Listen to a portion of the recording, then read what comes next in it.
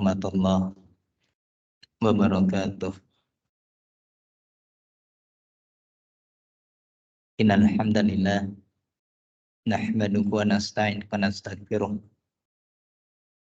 Wa na'udzu billahi min shururi anfusina wa sayyiati a'malina. May yahdihillahu fala mudilla lahu wa may yudlil falan tajida lahu waliyyan mursyida. Asyhadu an la ilaha illallah wahdahu la syarika lah. Asyhadu anna Muhammadan abduhu wa rasuluh alladzi la nabiyya ba'dah. Ya ayyuhalladzina amanu taqullaha haqqa tuqatih wa la tamutunna illa wa antum muslimun. Ya ayyuhan nas ittaqu rabbakum alladzi khalaqakum min nafsin wahidah wa khalaqa minha zawjaha wa batha minkum rijalan katsiran wa nisaa'a wattaqullaha alladzi tasaaluna bihi wal arham innallaha kana 'alaikum raqibah. Ya ayyuhalladzina amanu taqullaha wa qulu qawlan sadida yuslih lakum a'malakum wa yaghfir lakum dhunubakum wa may yuti'illaha wa rasulahu faqad faza fawzan 'azima. Amma ba'd. Alhamdulillah bi ni'matihi tatimmus shalihat. Kita kembali dipertemukan oleh Allah Subhanahu wa taala di dalam majelis ini, masih melanjutkan tentang yaitu mubtilatul a'mal. Di antara perkara yang perlu kita pelajari adalah yaitu perkara yang akan merusak amalan-amalan kita. Ada amalan-amalan, ada perbuatan-perbuatan yang apabila kita melakukannya, maka amalan yang lain pahalanya akan ikut rusak. Dan di antara yang disampaikan pada pertemuan yang lalu, baru sebentar kita bahas pada poin yang ke-22, yaitu adalah al-man wal adza. Mengungkit dan menyakiti. Dan ini kalimat ini adalah perkara yang menunjukkan bahasanya ada yang akan merusak amalan, yaitu terutama amalan sedekah. Apabila apa? Apabila kita ini mengungkit-ungkit dan menyakiti orang yang kita berikan sedekah. Ini sebagaimana dikatakan oleh Allah Subhanahu wa taala di dalam surah Al-Baqarah ayat yang ke-264. Allah Subhanahu wa taala berfirman, kata Allah Subhanahu wa taala, ya ayyuhalladzina amanu la tubtilu shadaqatikum bil manni wal adza. Kata Allah Subhanahu wa taala, wahai orang-orang yang beriman, la tubtilu shadaqatikum. Janganlah kalian membatalkan, merusak pahala sedekah-sedekah kalian bil manni wal adza, yaitu dengan mengungkit-ungkit dan menyakiti orang yang diberi sedekah. Nah, maka berdasarkan keterangan ini, maka di sana bahasanya ada orang-orang yang nanti ketika dia ini melakukan perbuatan ini, yaitu suka mengungkit dan juga menyakiti orang yang telah diberikan sedekah, maka pahala sedekahnya hilang. Pahala sedekahnya rusak. Berulang kali saya katakan bahasanya keikhlasan itu, Pak, bukan dihitung ketika kita sedang beramal sampai selesai beramal, tidak. Keikhlasan itu akan dianggap menjadi ikhlas yang benar jika keikhlasan itu tetap bisa kita pertahankan sampai kita mati. Seperti ketika orang itu dia bersedekah. Ketika dia bersedekah, mungkin dia ketika awal sedekah dia lillah karena Allah Subhanahu wa taala. Ketika bersedekah dia karena Allah Subhanahu wa taala. Dia membantu orangnya karena Allah. Dia ikhlas karena Allah Subhanahu wa taala. Selepas dari sedekah pun dia ikhlas karena Allah Subhanahu wa taala. Tapi ingat, selama napas kita masih ada, selama ruh kita masih bersambung dengan jasad kita, maka selama itu pula kita masih tidak bisa memastikan apakah amalan sedekah kita ikhlas karena Allah atau tidak. Bisa jadi suatu saat kemudian orang yang kita berikan sedekah tersebut, misalkan suatu saat Allah takdirkan, ya, ini misalkan berpunya masalah dengan kita setelah sekian lama, 10 tahun, 20 tahun. Tiba-tiba orang tersebut memiliki masalah dengan kita. Dahulu kita sering membantu mereka. Kita membantu keluarga mereka. Lalu kemudian ketika sudah lewat 10 tahun bahkan 20 tahun. Tiba-tiba apa yang terjadi? Ternyata orang ini membuat kita nggak enak hati. Orang ini punya masalah dengan kita. Orang yang sering kita bantu ternyata memiliki masalah dengan kita. Kemudian kita bilang, ya, ente dari dulu sering saya bantu kok sekarang malah memusuhi saya. Nah, kalimat itu dia mengungkit-ungkit pemberian selama kurun waktu yang lama, 20 tahun yang lalu. Maka hancurlah pahala sedekah tersebut. Nah, ini karena keikhlasan itu bukan dihitung pada hari ini saja. Tapi keikhlasan itu akan tetap berlaku sampai kita mati. Sebelum kita mati, masih ada kemungkinan keikhlasan kita akan berubah. Entah dengan sebab sum'ah, dia membicarakan dari amalan yang kita lakukan tersebut, atau diantaranya tadi, ketika dia berkaitan tentang amalan-amalan sedekah, dia mengungkit-ungkit dan menyakiti orang yang diberikan sedekah tersebut. Hancurlah amalannya. Maka di sana, lalu apa yang dimaksud dengan al-adha? Apa yang dimaksud dengan al-adha? Maka di sini pun diterangkan sebagaimana penjelasan di dalam tafsir Ibnu Katsir. Maka dikatakan wa qauluhu, dan juga ucapan Allah Subhanahu wa taala wala adha. Ai la yaf'aluna ma'a man ahsanu ilaiki makruhan yuhbitu nabiki masalafa minal ihsan. Maka di sana dikatakan yaitu mereka tidak melakukan dari apa yang mereka perbuat dari kebaikan-kebaikan tersebut dalam keadaan makruhan. Makruh, tidak suka, dalam kondisi dia ini tidak enak. Maka jika dia melakukan perbuatan tersebut dibarengi dengan kalimat yang makruh, dengan perbuatan yang tidak mengenakkan. Kita beramal, kita bersedekah, kita menyantuni orang. Kita berinfak pada orang yang membutuhkan. Entah dia fakir miskin, entah dia sabilillah, entah dia adalah gharib, entah mungkin dia adalah ibnu sabil, orang yang kehabisan bekal di jalan. Tapi dibarengi dengan kalimat yang tidak mengenakkan. Maka orang yang seperti itu, yuhbilquna biki masalafa minal ihsan. Maka itu akan menghapuskan apa yang telah lalu dari kebaikan-kebaikan. Jadi perbuatan baiknya akan hilang. Itulah sebabnya yang penting bagi kita itu, tolong jangan membiarkan lisan kita terbiasa mengungkit pemberian kita. Jangan terbiasa menyakiti orang yang kita beri. Kalau kita beri, sudah berikan pada mereka, dan jangan pernah diingat. Ingat ketika kita memberi pada orang lain, pada hakikatnya yang diuntungkan itu bukan mereka. Yang diuntungkan adalah kita. Seandainya kita bersedekah kepada orang miskin, seandainya kita bersedekah untuk pembangunan masjid, ketika kita bersedekah untuk fisabilillah di jalan Allah Subhanahu wa taala, yang kita sedekahkan tidak berapa, tidak banyak, tidak seberapa, paling 500.000 atau 1 juta atau mungkin 10 juta. Tapi ingat, nilainya masih kecil dibandingkan seandainya kita ini sedekahnya diterima oleh Allah Subhanahu wa taala dan kita mendapatkan surga Allah Subhanahu wa taala. Surga itu sangat mahal. Dan lebih mahal dibandingkan uang 10 juta bahkan 1 M atau mungkin 1 T. Berapa banyak orang ingin mendapatkan surga, ya, walaupun dia berinfak dengan ratusan triliun, kalau dia tidak ikhlas karena Allah maka tidak akan didapatkan. Jadi ketika kita bersedekah itu pada hakikatnya yang paling diuntungkan adalah kita yang bersedekah, bukan orang yang terima sedekah. Yang terima sedekah dia hanya mendapatkan kebaikan ya 100.000, ya mungkin 1 juta. Tapi kita, seandainya sedekah tersebut diterima oleh Allah Subhanahu wa taala, kita mendapatkan balasan jannah Allah Subhanahu wa taala. Jadi sebenarnya yang untung yang diberi sedekah, apa kita yang bersedekah?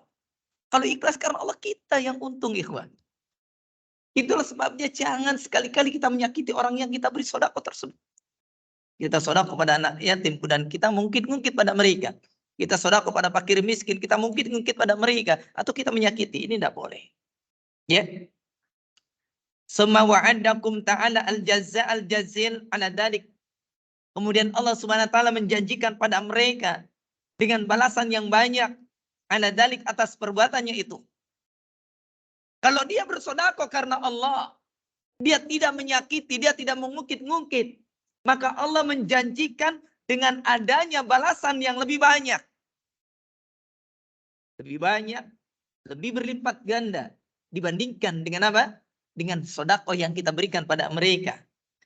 Maka Allah Subhanahu wa taala berfirman, kata Allah Subhanahu wa taala, lahum ajrukum inda rabbihim, maka kata Allah, lakum bagi mereka ajrukum, pahala mereka, inda rabbikim, di sisi Rabb mereka, yaitu Allah tabaraka taala. Maknanya adalah sawabukum ala Allah, pahala mereka atas Allah. Allah yang akan berikan pahala. Kita bersedekah pada manusia, kita bersedekah pada saudara kita. Yang membalasnya bukan saudara kita. Itulah sebabnya kalau kita memberikan kebaikan pada orang, jangan berharap orang tersebut membalas kebaikan pada kita. Seandainya kita memberikan kebaikan pada mereka, lalu mereka memberikan balasan keburukan, lah tidak masalah. Bukan urusan kita dengan dia. Kan ada istilah begini, ya. Misalkan air susu dibalas dengan air tuba, kan begitu ya. Kita ini memberikan kebaikan, lalu kemudian ternyata kita dibalas dengan keburukan. Di dalam konsep Islam, ini tidak mengapa. Karena ketika kita memberikan kebaikan pada orang, kita tidak berharap dia berbalik memberikan kebaikan pada kita. Karena hakikatnya kita memberikan kebaikan pada mereka, maka balasannya adalah dari Allah Subhanahu wa taala. Bukan dari orang tersebut. Bukan dari orang yang kita berikan kebaikan, tapi dari Allah Subhanahu wa taala. Jadi apapun kebaikan yang kita berikan, jangan diingat-ingat. Misalkan kita bersedekah, hatta sebesar apapun, kita ngasih orang mobil. Misalkan kita lihat, oh ada satu pondok butuh dengan kendaraan untuk operasional, kita berikan dia. Nggak usah kita ungkit-ungkit. Oh mungkin kita ini mendapatkan ya, bahasanya di sana ada satu daerah yang butuh dengan bantuan kita bantu, sudah jangan ungkit-ungkit. Urusan orang situ kemudian baik pada kita atau tidak, terserah. Karena banyak sekali perbuatan-perbuatan kebaikan Rasul yang justru orang lain tidak apa? Yaitu tidak mau membalas dengan kebaikan pula. Tidak apa-apa. Karena tidak setiap kebaikan mesti dibalas dengan kebaikan. Sama seperti kita menolong orang. Jangan berharap orang tersebut bisa menolong kita lagi. Nggak usah. Ada orang misalkan motornya kempes di tengah jalan atau kehabisan bensin. Ya, atau mogok. Kita bantu dia. Kita dorong. Apakah nanti suatu saat kita berharap bahasanya kita kalau mengalami seperti itu dia bantu kita? Enggak perlu. Bisa jadi Allah akan bantu lewat jalan yang lain. Andai kan tidak ada yang membantu, itu urusannya Allah. Mungkin kita sudah dicatat pahalanya di sisi Allah Subhanahu wa taala. Maka ingat, kebaikan apapun yang kita tanam pada orang, jangan sekali-kali kita berharap orang tersebut membalas kebaikan pada kita. Nah, ini yang mengganggu keikhlasan kita tuh itu. Orang sudah dibantu kok malah, nah itu kan. Ya, urusan mereka. Biarlah mereka balik berbuat baik pada kita atau tidak, urusan mereka. Kita nggak perlu untuk mengikuti mereka. Karena apa? Karena dikatakan summa wa'adakum ta'ala al-jaza al-jazil ala dalik. Kemudian Allah menjanjikan. Allah yang menjanjikannya. Yaitu adanya balasan yang banyak. Allah yang membalasnya. Bukan orang yang kita berikan kebaikan. Jadi jangan sekali-kali berharap kebaikan yang kita tanam pada orang berbalik kepada kita dari orang tersebut. Jangan. Sudah minta sama Allah. Balasannya adalah dari Allah Subhanahu wa taala. Makanya di sini pun dikatakan kalimat lakum ajrukum inda rabbikum ay sawabukum 'ala Allah la 'ala ahadin siwaku. Balasannya itu adalah atas Allah. Allah yang membalas. Bukan atas seorang pun dari selain Allah. Jangan mengharapkan balasan dari manusia. Jangan mengharapkan balasan dari orang yang kita berikan kebaikan. Tapi yang benar adalah kita hanya mengharapkan balasan dari Allah. Sudah titik. Kalau kita nggak begitu Pak, Masya Allah. Sedekah itu akan banyak kecewanya. Berapa banyak orang itu kemudian sedekah, misalkan ada pembangunan masjid, pembangunan misalkan fasilitas umum, dia sedekah. Kemudian tiba-tiba orang ya, panitianya tidak menghormatin dia, atau mungkin pemerintahnya tidak menghormati dia, lalu dia kecewa, rugi dia. Rugi, hartanya sudah keluar, pahalanya tidak dapat. Sudah lepaskan saja. Kalau kita sudah berbuat baik, jangan dipikirkan. Makanya bila perlu, nggak perlu kita tahu siapa yang kita perlakukan dengan baik tersebut. Itulah sebabnya kenapa sahabat Umar dahulu ketika membagi-bagikan gandum, maka dipanggul simpan di setiap rumah. Tidak tahu ini rumah siapa, rumah siapa, rumah siapa. Yang penting saya berbuat baik sudah. Urusannya dengan Allah. Jangan berpikir orang yang kita perbuat baik tersebut berbuat baik pada kita, tidak perlu. Lalu kemudian dikatakan wala khaufun alaihim ai fima yastaqbilunakum min ahwali yaumil qiyamah. Maka di sana dikatakan bahasanya tidak ada rasa takut atas mereka. Tidak ada rasa takut. Orang yang dia sedekahnya karena Allah, dia kemudian tidak mengungkit, dia hanya mengharapkan pahala dari Allah Subhanahu wa taala, nanti tidak akan ada rasa takut. Tidak ada rasa takut ketika dia itu nanti akan menghadapi pada hari kiamat ketika dia kembali kepada Allah Subhanahu wa taala ke negeri akhirat. Walakum yahzanun, dan mereka pun tidak bersedih. Maksudnya adalah alamma khalaqakum minal aulad wa ma fatakum minal hayati dunya wa jahratiha.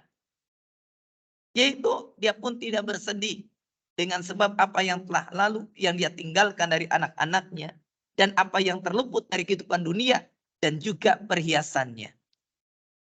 Orang-orang yang ikhlas benar karena Allah, Pak, Allah akan berikan dia adanya kenyamanan, ketentraman, tidak ada rasa takut.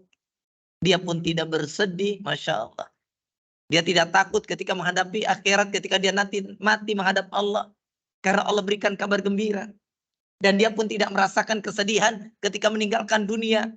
Dengan sebab terluput dari kehidupan dunia. Ketika dia kehilangan dunia, dia tidak merasa sedih. Karena dia ikhlas karena Allah Subhanahu wa ta'ala. Nah, itu adalah poin yang ke-22. Adapun poin yang ke-23. Di antara perkara perbuatan amalan yang akan merusak amalan yang lain, yaitu adalah qatlul mu'min, membunuh orang yang beriman. Ini hati-hati nih. Zaman sekarang sudah mulai banyak anak-anak muda, kadang mereka ya serampangan, terutama anak-anak yang mereka salah pergaulan, ikut geng motor dan sebagainya hanya untuk menunjukkan bahasanya dia berani, lalu kemudian dia menyelakai orang. Ingat ikhwan, bahasanya membunuh jiwa seorang mukmin ini adalah kesalahan yang besar. Ini dosa yang besar. Meneteskan darah sedikit saja, menyakiti mereka, perbuatan dosa. Apalagi sampai membunuhnya. Ini diancam di dalam syariat Allah Subhanahu wa taala. Makanya Allah Subhanahu wa taala mengatakan di dalam ayatnya yang mulia pada surah An-Nisa ayat yang ke-93. Di sana kata Allah Subhanahu wa taala, "Wa may yaqtul mu'mina muta'ammidan." Dan barang siapa yang membunuh seorang mukmin muta'ammidan, ya, dalam keadaan menyengaja. Sengaja dia membunuh. Ya, bukan dalam rangka bela diri, bukan dalam rangka dia nggak menyengaja. Dia memang sengaja membunuh. Saya lihat sekarang ini kan banyak. Orang membegal, sengaja untuk membunuh. Orang merampok sengaja untuk membunuh. Atau dia kemudian misalkan hanya iseng. Memang sengaja untuk mencelakai, untuk membunuh orang. Untuk pamer keberanian. Maka ketahuilah, orang yang seperti ini Allah ancam. Fajaza'uhu jahannam. Maka balasannya adalah neraka jahannam. Khalidan fiha. Mereka kekal di dalamnya. Orang yang membunuh ini dia kekal di dalam neraka jahannam. Wa ghadiballahu alaih. Dan Allah murka atas dia. Masuk neraka. Dimurkai Allah Subhanahu wa ta'ala. Wa la'anahu, dan Allah pun melaknatnya. Ya, subhanallah. Banyak ternyata hukumannya. Pertama dia masuk ke dalam neraka Allah Subhanahu wa taala. Masuk ke dalam neraka jahanam, ditambahkan Allah murka. Ditambahkan lagi dilaknat. Lalu kemudian dikatakan wa 'adda lahu 'adaban 'azima, dan Allah menjanjikan baginya adab yang sangat besar. Ya, ini saking bahayanya membunuh jiwa. Makanya saya nasihatkan pada saudara-saudara yang masih muda, anak-anak muda termasuk anak yang sudah tua juga sama. Jangan mudah terbawa emosi kemudian sengaja untuk membunuh, menghilangkan nyawa seorang mukmin, jangan. Ini besar. Walaupun memang di akhir zaman akan terjadi fitnah. Bagaimana fitnahnya? Akan terjadi kasratul haraj. Banyaknya pembunuhan. Di mana-mana akan banyak pembunuhan dan itu sudah mulai terjadi zaman sekarang. Berita tentang kematian, pembunuhan lagi banyak sekali di mana-mana. Karena memang ini sudah mendekati tentang akhir zaman. Tapi ketahuilah sebagai seorang mukmin, kita ini jangan terbawa dengan lingkungan. Ya, mukmin itu jangan ikut viral-viralan ya. Orang lagi ngetrennya begini, gini ikutan, jangan. Mukmin itu harus teguh pendirian. Mukmin itu harus punya prinsip yang jelas.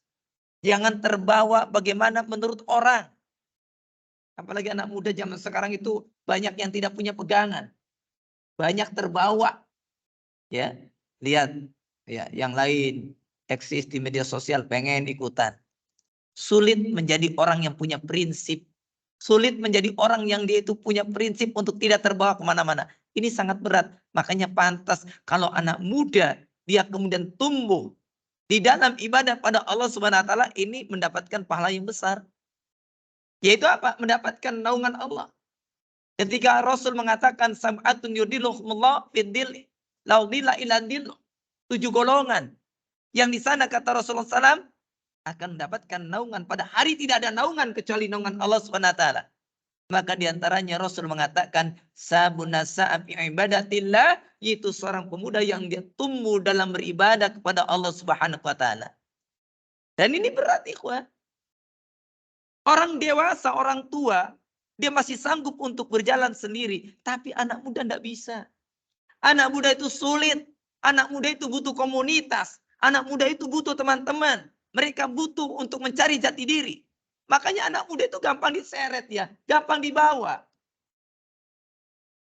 Makanya kalau anak muda itu kemudian tidak dibekali akidah yang benar. Tidak dibekali dengan landasan agama yang kuat. Maka anak muda itu gampang kemana-mana. Ya, yang lain mabok ikut mabok. Kenapa? Kalau dia nggak mabok sendirian, yang lain mabok, nggak enak. Beda kalau dengan orang tua. Kadang orang tua dia masih punya prinsip. Orang tua menyendiri jadi. Anak muda nongkrong sendirian nggak bisa. Orang tua nongkrong sendirian masih bisa. Kalau nggak percaya buktikan. Orang tua itu kadang masih sanggup. Ya, tapi kalau anak muda agak berat. Makanya istimewa kalau anak muda sanggup istiqomah dia beribadah kepada Allah Subhanahu wa taala sejak mudanya. Berat. Ya. Makanya hati-hati bagi kita yang mungkin saudara-saudara kita yang masih muda, anak-anak kita yang masih muda, ya. Maka jadikanlah masa muda tersebut bermanfaat. Jangan biarkan terbawa oleh keadaan. Apalagi sampai terbawa kelompok-kelompok yang merusak. Ya. Komunitas-komunitas yang tidak jelas. Yang ujungnya malah membawa kemaksiatan. Ya. Jangan. Lebih baik kita ini nggak punya teman daripada terjatuh dalam kemaksiatan. Tidak masalah. Ya. Lalu kemudian waqala Rasulullah sallallahu alaihi wasallam, dan Rasul sallam bersabda, kata Rasul sebagaimana diriwayatkan oleh Imam Abu Dawud pada hadis yang 4270, dan ini hadis ini disahihkan oleh Al-Imam Al-Albani. Kata Rasul bahasanya, kata Rasulullah sallallahu alaihi wasallam, beliau mengatakan, kata beliau, man qatala mu'minan, barang siapa yang membunuh seorang mukmin, kemudian dia senang dengan membunuhnya, bangga, senang, tidak nyesel. Makanya kan kita lihat anak muda zaman sekarang, mungkin kalau kita lihat ada istilah-istilah, entah dia disebut begal, geng motor, atau kelitih, apapun namanya. Ketika mereka mencederai orang lain, ketika dia itu kemudian mendolimi orang lain. Itu satu kebanggaan, bukannya penyesalan. Jika itu yang terjadi, mungkin di dalam hukum Indonesia, di bawah 18 tahun masih aman. Dianggap anak-anak. Tapi dalam hukum Islam, selama Anda sudah akil balik, maka selama itu pula sudah berlaku hukuman-hukuman syariat. Jadi jangan melihat dari 18 tahunnya. Anda sudah akil balik. Anda sudah terkena dengan kewajiban. dosa Anda, hukuman Anda, itu akan diterapkan sesuai dengan akil balik tersebut. Sudah akil balik, sudah kena. Ya, makanya yang jelas kita lihatnya takutnya dengan hukum syariat, bukan dengan hukum negara. Karena apa dikhawatirkan? Kalau hanya tenanglah saya belum 18 tahun nanti akan bebas. Akan banyak anak-anak muda yang merasa belum sampai usia 18 tahun justru jauh lebih bahaya, lebih memudaratkan dibandingkan yang lainnya. Dan banyak kan pelaku kejahatan justru anak-anak yang masih seperti itu. Ini tidak boleh, hati-hati. Ya. Maka dikatakan lam yaqbalillahu minkum sarfan wala adlan. Maka Allah tidak akan menerima darinya yaitu pahala sunnahnya ataupun pahala wajibnya. Maka di sini dikatakan bahasanya kullu dan bin asallahu an yakbirahu. Di dalam hadis yang lain dikatakan kullu dan bin asallahu an yakbirahu. Seluruh dosa ya itu mudah-mudahan Allah akan mengampuninya. Illa rajulu yamutu kafiran, kecuali orang yang dia mati dalam keadaan kafir. Awir rajulu yaqtulu mu'minan muta'amidan, atau seseorang yang dia membunuh seorang mukmin dengan sengaja. Di dalam hadis Abu Dawud tadi dikatakan barang siapa yang dia membunuh orang beriman, kemudian dia senang dengan membunuh tersebut, nggak ada penyesalan, malah bangga, maka orang seperti ini tidak akan diterima oleh Allah Subhanahu wa taala, yaitu ibadah yang sunnahnya ataupun ibadah yang wajibnya. Nah ini kalimatnya yaitu lam yaqbalillah minku sarfan wala adlan, itulah yang dijadikan dalil oleh para ulama. Ini sebabnya kenapa membunuh orang mukmin itu dengan menyengaja, maka merusak pahala yang lainnya. Pahala sunnahnya, pahala wajibnya. Ya. Lalu dalam hadis yang lain sebagaimana yang diriwayatkan di dalam riwayat Imam An-Nasa'i dan juga Imam Ahmad. Imam An-Nasa'i 3984, Imam Ahmad 16907. Dan hadis ini ya kemudian disampaikan oleh beberapa ulama, di antaranya saya Ahmad Syakir, beliau mengatakan isnaduku sahih, sanadnya itu sahih. Beliau mengatakan kullu dan bin asallahu an yaghfirahu. Setiap dosa mudah-mudahan Allah akan mengampuninya. Setiap dosa. Illa rajulu yamutu kafiran, kecuali seseorang yang dia mati dalam keadaan kafir. Kalau mati dalam kondisi kafir nggak bisa diampuni. Mati dalam kondisi kafir tidak akan bisa diampuni dosanya. Karena kekafiran itu menghancurkan seluruh amalan. Dan ada lagi awir rajulu yaqtulu mu'minan muta'amidan. Dan ini diantaranya atau seseorang yang dia membunuh seorang mukmin dengan menyengaja. Ini pun dikhawatirkan dosanya tidak diampuni. Nah ini. Makanya bapak-bapak, ya, ibu-ibu, didiklah diri kita dan juga keluarga kita agar jangan mudah mendolimi orang lain, apalagi sampai membuat celaka orang lain sampai mati. Kalau sekarang itu Masya Allah, berita di mana-mana itu ngeri ya. Ada satu kejadian hanya gara-gara uang parkir bunuh. Padahal uang tidak seberapa. Hanya gara-gara kemudian tetangga dengan tetangga ribut, masalah ukuran tanah, bunuh. Nah, ini kan seolah-olah harta itu seolah-olah harta itu lebih mahal daripada nyawa. Padahal nyawa itu lebih mahal, ikhwan. Dan hukumannya berat. Ini harusnya betul-betul disosialisasikan pada masyarakat agar jangan sedikit-sedikit bunuh, sedikit-sedikit bunuh. Yang lebih heran itu kadang ketika sekarang ini musim kampanye nanti ya. Itu kan orang banyak kemudian kampanye. Hanya beda partai, ketemu di jalan bentrokan. Ya. Ini kan heran. Yang herannya itu yang bentrokan itu sama kaum muslimin. Ngapain sih kemudian membela-belain yang belum tentu ketika mereka jadi antum diingat belum tentu. Tapi ketika antum kemudian membela golongan, fanatik dengan golongan, akhirnya menimbulkan pembunuhan, ini yang bermasalah. Antar supporter sepak bola ribut, sampai ada yang terbunuh lagi. Fanatis model apa yang seperti ini? Anda mau fanatik dalam agama silakan. Fanatik dalam urusan lain nggak boleh. Fanatik dalam urusan agama, Anda akan berpegang teguh dengan agama tersebut. La ba'sa, tidak mengapa. Ya nggak boleh fanatik madhab, jangan. Benar salah pokoknya kudu, enggak. Kalau agama kudu kita ini kemudian fanatik dengan Islam, iya. Agar kita mati pun di atas Islam. Kita mati karena Islam enggak masalah. Tapi mati karena golongan. Mati karena mungkin partai. Mati karena ada klub sepak bola. Mati karena mungkin membela hanya sekedar membela yayasan dan sebagainya. Ini bermasalah, ikhwan. Ini bermasalah. Jangan seperti itu. Ya, jangan seperti itu. Ini sebagaimana diterangkan dalam hadis yang lain. Maka dari sinilah maka perlu kita ketahui an-nafsul mu'mina bi ghairi haqqin min akbaril kabair. Membunuh jiwa, ya, orang yang beriman dengan tanpa hak ini termasuk di antara dosa-dosa yang paling besar ba'da syirki billah, setelah mempersekutukan Allah Subhanahu wa taala. Maka di sana pun dikatakan waqad ja'al islamu bi hifdzid darurah. Daruratil khamsi allati minha hifdzud dima wa nufusil ma'sumah. Dan sungguh Islam itu datang itu untuk menjaga 5 perkara, ya. Yang diantaranya adalah menjaga darah, menjaga jiwa. Selain menjaga harta, menjaga kehormatan, kan begitu kan? Juga menjaga darah, menjaga jiwa. Islam itu melindungi itu.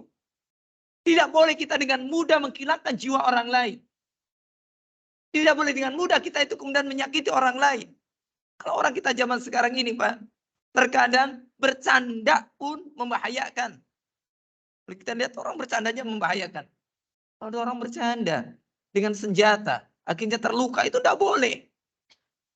Bercanda sampai menimbulkan kematian. Lagi naik gunung, bercanda, dorong-dorongan, akhirnya jatuh dari atas gunung. Mati, Wah. Anda menyengaja itu. Makanya hati-hati. Karena orang sekarang itu bercandanya pun membahayakan.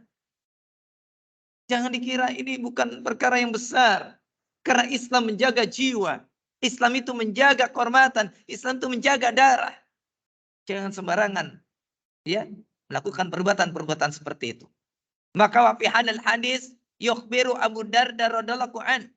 Maka di dalam hadis ini Abu Darda memberitahukan anna Nabiya sallallahu alaihi wasallam qala, sungguhnya Nabi sallallahu alaihi wasallam bersabda, kullu danbin, setiap jiwa, maksudnya setiap dosa, maksudnya kullu maksiatin, setiap kemaksiatan, asallahu an yaghfirahu, maka turja minallahil maghfirah wal afu. Maka maknanya adalah diharapkan adanya ampunan dan maaf dari Allah. Setiap maksiat itu, hukum asal, itu diharapkan akan mendapatkan maghfirah wal afu. Ampunan dan maaf dari Allah Subhanahu wa taala. Illa, kecuali, illa itu adalah istisna. Ya. Yang dikecualikan dari maaf dan ampunan Allah itu adalah man mata, yaitu orang yang mati musyrikan dalam keadaan musyrik, atau kafiran dalam kondisi kafir, musyrikun billah ghairu muwahhid. Dia mati mempersekutukan Allah, tidak mentauhidkan Allah. Atau mu'minun qatala mu'minan muta'amidan. Atau dia mati, ya, yaitu seorang mukmin yang membunuh mukmin lain dengan sengaja. Nah, orang yang seperti ini, maka ini yang diancam oleh Rasulullah Sallallahu Alaihi Wasallam. Ini diancam oleh Rasulullah Sallallahu Alaihi Wasallam. Jadi hati-hati, jangan sembarangan. Apalagi kemudian di sana pun dikatakan man qatala. Kemudian tabato, barang siapa yang dia membunuh mukmin itu, kemudian dia igtabato. Apa maksudnya? Maksudnya adalah farihan dalikal qatil wasura bi qatil mu'min bi ghairi haqqin. Yaitu dia senang. Senang dengan sebab sang pembunuh itu senang dia bisa membunuh orang lain. Atau dia gembira dengan terbunuhnya orang lain dengan tanpa hak. Ya, makanya menggunakan kalimat igtabata. Membunuh malah tidak nyesel. Membunuh biasa. Kita dapati banyak sekali orang ketika membunuh orang lain kalau ketangkep polisi, Dia pura-pura sedih apa, setelah itu ya dia ketawa-ketawa, senyum biasa, tidak ada penyesalan sama sekali. Dikiranya kalau kemudian diringankan hukuman di dunia, di akhirat diringankan, belum tentu kalau dia tidak bertobat kepada Allah Subhanahu wa taala dan tidak diampuni oleh Allah. Maka orang yang seperti ini sudah membunuh dia senang. Maka lam yaqbalillahu minku. Ai lam yataqabbalallahu minku. Lam yataqabbalillahu minku. Itu Allah tidak akan menerima darinya sorban wala adlan ai an-nawafil. Ai al-wanafil, an-nawafil wal faraid. Sunnahnya ataupun pahala yang wajib-wajibnya. Pahala yang fardunya. Amalan sunnahnya, amalan fardunya itu tidak diterima oleh Allah Subhanahu wa taala. Ya. Itu poin yang ke-23. Poin yang ke-24. Di antara yang termasuk akan merusak amalan kita adalah az-zina bimra'ati mujahid. Berzina dengan istri seorang mujahid. Ya, ada orang yang mujahid berjihad di jalan Allah. Dan dalam Islam itu kan ya terkadang ketika ada orang berperang, suaminya berangkat perang. Lalu kemudian apa? Ketika suaminya berangkat perang, ikhwah, terkadang kan dia menitipkan keluarga pada orang-orang yang ada di kota tersebut yang dia tidak ikut berperang. Ya, zaman dahulu Rasulullah SAW itu ketika berangkat perang, maka Rasul menitipkan Madinah kepada Ibnu Ummi Maktum. Dia suruh dijaga. Ketika semuanya berangkat perang, maka kota itu diserahkan untuk dijaga oleh orang-orang yang ada di kota tersebut yang tidak berangkat ikut perang. Karena kan bahaya kalau kemudian satu kota ditinggalkan semuanya. Maka harus ada yang menjaga. Dan itu menjaga itu dititipin keluarganya orang-orang yang berperang di jalan Allah tersebut. Misalkan ya ada orang berangkat berjihad, dia titip ini istri saya, ini anak saya, tolong penuhi kebutuhan mereka. Ternyata begitu berangkat suaminya perang, ternyata orang yang diamanahi tadi dia berzina dengan istri dari orang yang berperang tersebut. Nah ini lebih bahaya. Wong berzina saja nggak boleh. Berzina dengan orang biasa saja nggak boleh, apalagi berzina dengan para mujahid. Dan kita lihat sekarang bagaimana negeri Palestina kan. Saudara kita di sana, ikhwah, kita kalau bisa bantulah kita ya dengan harta, dengan tenaga. Kalau boleh berangkat dengan nyawa misalkan, silakan. Ya, kalau tidak bisa ya minimal kita dengan doa. Dan mereka banyak yang berjihad, misalkan kan ditinggal keluarganya. Jadi kan di negeri yang di sana terjadi peperangan, kaum muslimin harus berangkat perang. Keluarganya ditinggalkan, maka orang yang dititipi harus amanah. Tidak boleh manfaatkan kesempatan dalam kesempitan, tidak boleh. Ini diancam oleh Rasulullah SAW. Di sana disebutkan dari sahabat Buraidah radhiyallahu an.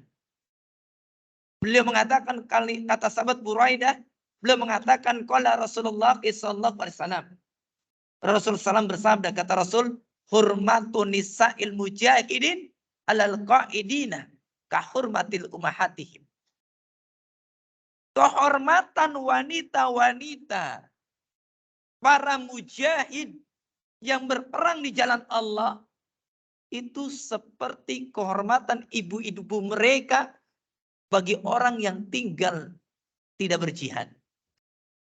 Jadi kalau orang yang berangkat jihad, dia menitipkan anaknya, istrinya, itu kehormatan mereka bagi orang yang menjaganya di kota tersebut, itu seperti apa? Kahormati ummahatihim, seperti kehormatan ibu-ibu mereka. Tidak boleh dilanggar. Tidak boleh ditabrak. Tidak boleh dinodai. Lalu kemudian dikatakan, ma min rajulin minal qaidina yahlifu rajulan minal mujahidin fi ahli.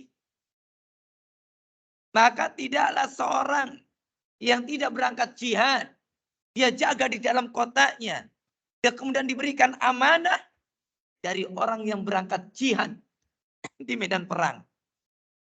Diberikan amanat dengan apa? Fi ahlihi, pada keluarganya. Fayakhunuhu, kemudian dia berkhianat fihim, pada para mujahid tersebut. illa melainkan wa khafa lahu yaumal qiyamah, melainkan dia nanti pada hari kiamat dia akan berdiri di hadapan Allah. Fayakhudhu min hasanati kima syaa, maka akan diambil yaitu kebaikannya sesuai apa yang diinginkan, dia dikendaki, hatta yardo, sampai mujahid itu ridho. Jadi kalau orang itu ada yang berangkat perang, yang jaga di negerinya, yang jaga di kotanya, diamanati anak istri, tolong jaga anak istri saya. Tolong berikan kebutuhan mereka. Maka kehormatan anak istri ini seperti kehormatan ibu mereka yang jaga. Ya, saking hebatnya itu. Tiba-tiba ternyata dia khianat. Kalau dia khianat, kata Rasul, ketika dia datang pada hari kiamat nanti, dia akan berdiri di hadapan Allah, maka kemudian mujahid itu suruh mengambil kebaikan orang tersebut dengan kalimatnya apa? Kata Rasul, yaitu masya'a hatta yardo, apa saja yang dia kendaki sampai dia ridho. Diambil seluruh kebaikan-kebaikannya. Bayangkan ikhwah, gara-gara berzina menghabiskan pahala kebaikan orang yang berzina tersebut dengan istrinya mujahid fisabilillah. Ngeri kan? Ngeri. Gimana kalau kemudian mujahidnya enggak ridho sampai kebaikannya habis semua. Naudzubillah min dalik. Dapat dari mana dia? Dapat dari mana dia kebaikannya nanti? Kalau sudah diambil oleh orang semuanya. Itulah sebabnya hormatan wanita-wanita, istrinya para pejuang yang berjihad di jalan Allah, itu sangat luar biasa. Maka kita tidak boleh melanggarnya. Ya. Lalu kemudian sumail tafata ilaina Rasulullah SAW. Lalu Rasul melirik pada kami. Faqala, kemudian Rasul mengatakan madonnakum, bagaimana menurut prasangka kalian? Gimana coba? Kebaikan diambil sesuai dengan yang dia kendaki. Gimana coba? Habis ikhwan. Ruginya luar biasa. Nah, lalu kemudian ada penjelasan para ulama tentang masalah ini, tapi waktunya sudah habis. Insyaallah pada pertemuan yang akan datang kita akan lanjutkan pembahasan tentang masalah ini insyaallah. Pada pertemuan yang akan datang insyaallah. Itu saja yang bisa Anda sampaikan. Mudah-mudahan bisa dipahami, bermanfaat khususnya bagi Anda yang menyampaikan dan umumnya bagi yang hadir dan mendengarkan. Syukran. Jazakumullah khairan. Wallahu a'lam bishawab. Subhanakallahumma bihamdika asyhadu an la ilaha illa anta astaghfiruka wa atubu ilaik. Akhiru da'wana alhamdulillahi rabbil alamin. Assalamualaikum warahmatullahi wabarakatuh.